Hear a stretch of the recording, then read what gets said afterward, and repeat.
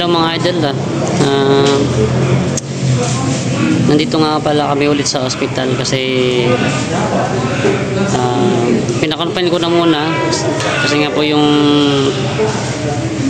hindi na niya kaya yung pananakit ng buong katawan niya kasi nga dahil sa rheuma arthritis gano'n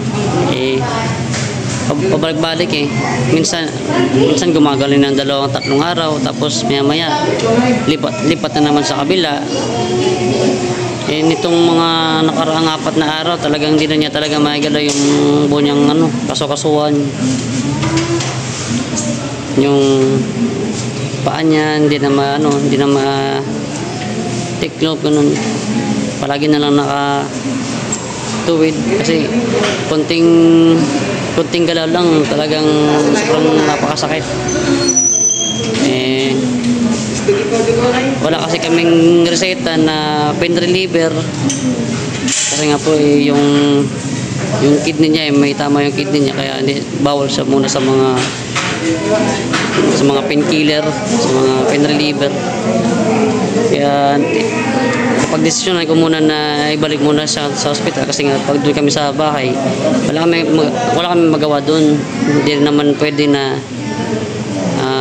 magdesisyon na lang kami na kung anong ipapainom so mas minabuti namin na confine muna ulit si Papa para mas makasigurado tayo kung ano po yung ating gagawin sa kanya kaya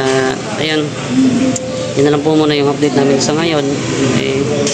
sana po maging okay na yung kalagayan ni Papa Randy at medyo kawawa na so talagang hindi na niya kaya yung pananakit ng katawan niya yung mga kasukasuan niya kaya kasi 3 araw na siya nilalagnat hindi bumababa yung lagnat niya tsaka nanginginig na siya kahapon hanggang kaninang umaga kaya pinabuti na naming ibalik muna sa hospital so yun na lang po muna